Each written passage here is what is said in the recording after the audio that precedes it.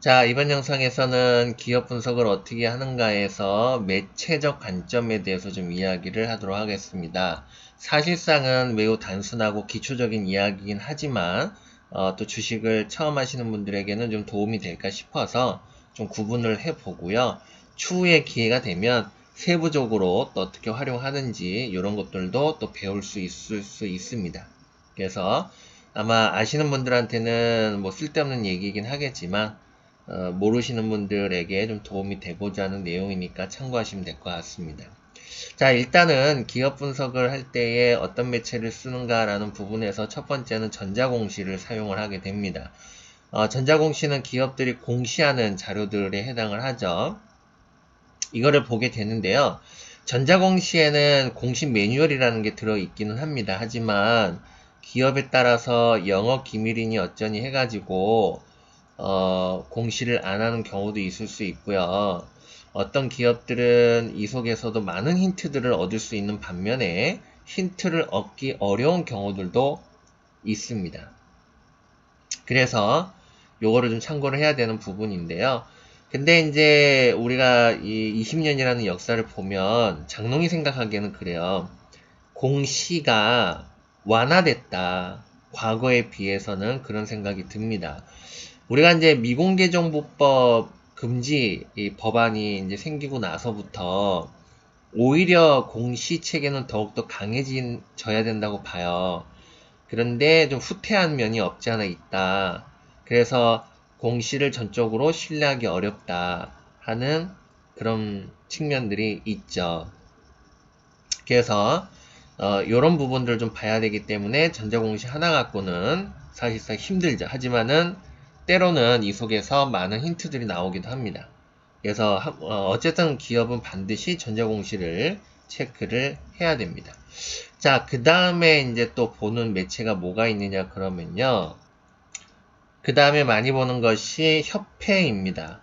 예를 들어서 어떤 업종, 철강 업종이다 그러면 철강 업황이 있을 수 있고, 뭐 도시가스다 그러면 도시가스에 준하는 그런 이 협회들이 있을 겁니다. 이런 협회들이 있는데요. 협회도 협회 나름입니다. 어떤 협회는 많은 정보들이 들어있는 협회도 있을 수 있고, 그렇지 않은 경우도 있을 수 있고요. 무료로 갔다가 유료로 가는 경우도 있는데, 옛날에는 무료였다가, 유료로 많이 갑니다. 자체적인 또 정보 생산 사업을 하죠. 그래서 웬만히는 대부분 유료를 채택하고 있는데요. 가격도 뭐, 다 틀리죠. 뭐 비싼 데는 비싸고 싼 데는 쌀 수가 있는데, 그래서 이런 협회를 통해서 정보를 얻기도 합니다.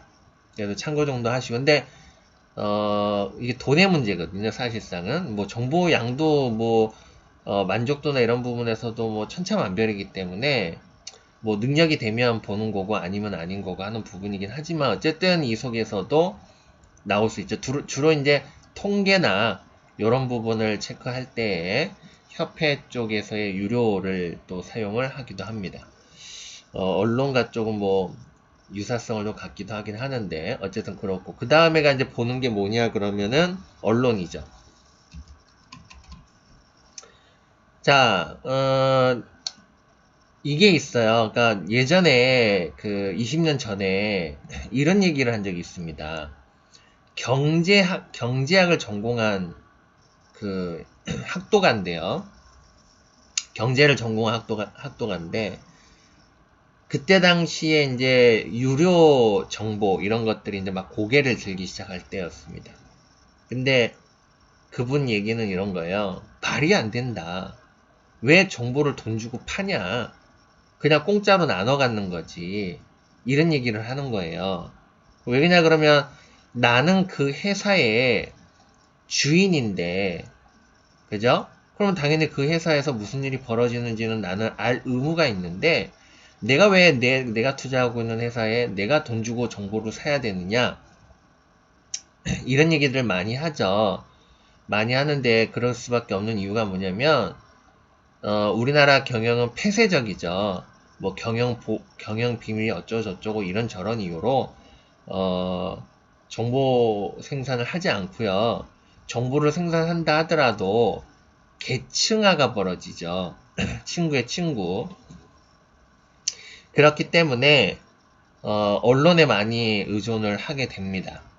하게 되는데, 근데 언론도 자칫 잘못하면 이제 계층화가 벌어질 수 있죠. 그래서 주로 언론에서는 통계 같은 것들, 그러니까 어떤 사실적 요소보다는, 그러니까 무슨 뭐 계약을 했다 이런 사실적 요소보다는 주로 이제 통계라든지 역사성 또는 그 사업의 구조 이런 것들 정도만 보는데 활용을 많이 하죠.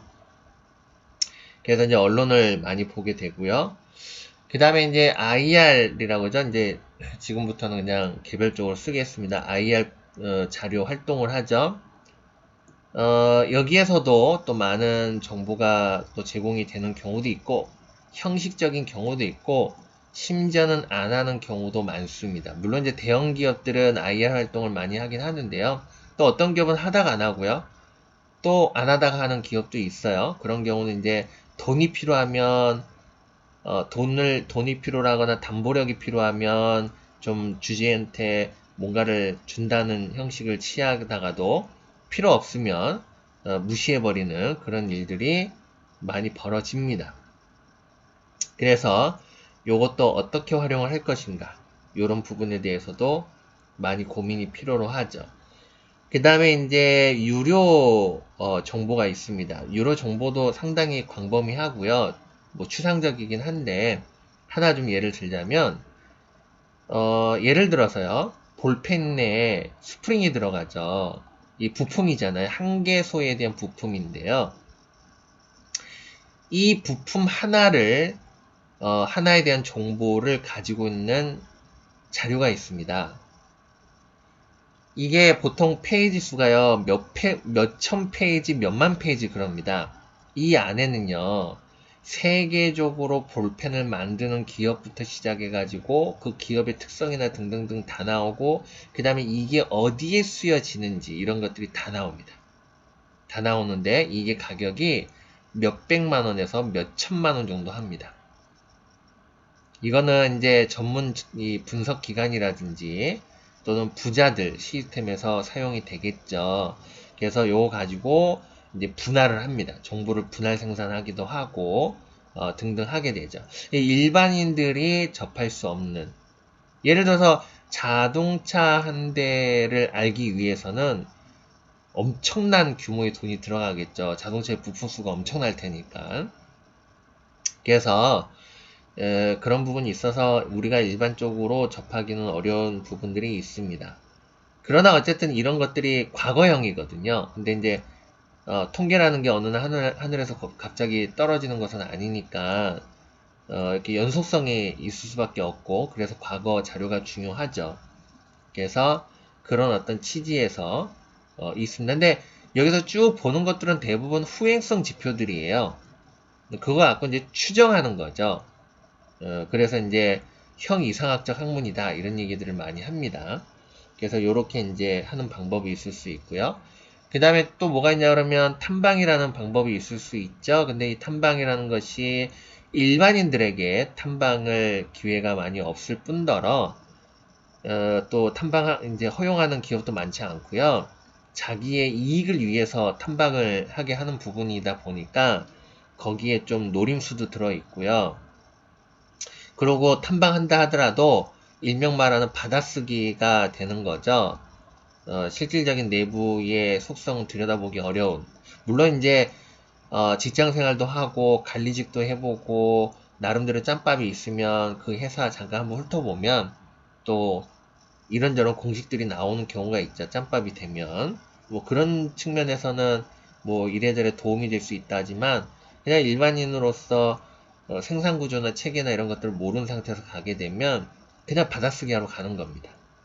그래서 이제 이런 방법이 있을 수 있지만 한계성을 가지고 있다. 그럼 뭐 일반인들이 쉽게 참여하기도 어려운 부분들이 있죠.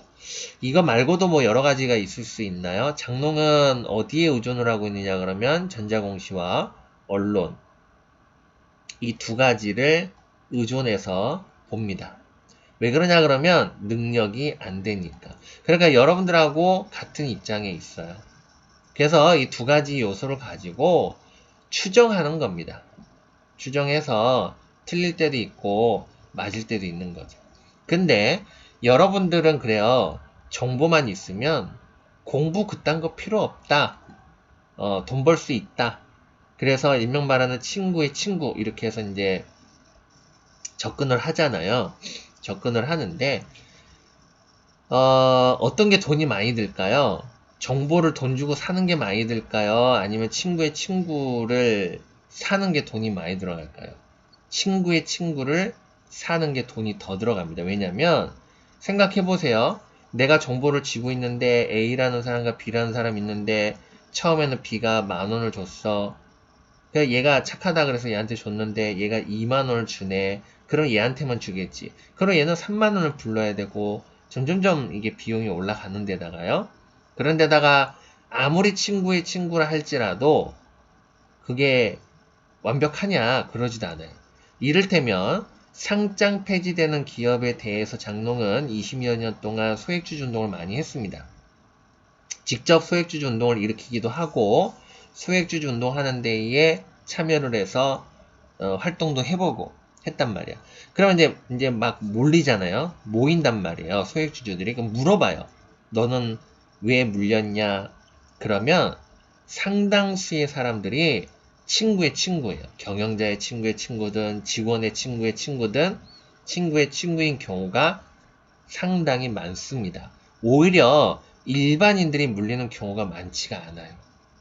장롱이 다 경험이거든요. 왜 그러겠어요? 자기는 우월성이 있다고 생각해. 남들보다도 우호적인 입장에 있다고 생각해서 합리적 의심을 하지 않아요. 당하는 겁니다. TV 같은데, 뉴스 같은데도 막 사기당했다 그러면은 또 누가 사기당했어요? 친구의 친구입니다. 그래서 조심해야 돼요. 그래서 주식이라는 것은요, 생각으로 시작해서 생각으로 끝낼 줄 알아야 된다는 겁니다. 사실을 알고자 하면 막대한 비용이 들어가고요. 정보의 계층의 대상의 희생자가 될 수밖에 없어요. 그래서 정보 매매라는 것은 상당히 위험한 행위입니다. 돈 잃었다는 분들이 정보 매매하다가 돈 잃은 경우가 많아요. 아마 이 얘기를 하면 말도 안 되는 소리 하지 마라 이러겠지만 주식을 오래 하다 보면 이걸 깨닫게 됩니다. 그래서 어쨌든 간에 그렇습니다.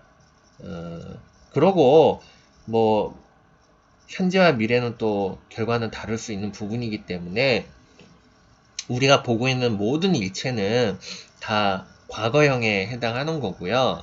예를 들어서 뭐 누가 누구랑 계약을 했더라라고 하더라도 계약이 불발될 수도 있고 계약을 했음에도 불구하고 막대한 손실이 발생이 될 수도 있고 또 경영자가 사기를 당했을 수도 있고 횡령배임을 했을 수도 있고 무수히 많은 결과론이 이거와 다르게 작동될 수도 있는 위험성을 갖고 있기 때문에 조심해야 된다는 얘기가 나오는 것이죠. 자, 그래서 되게 추상적인 이야기들을 지금 했습니다.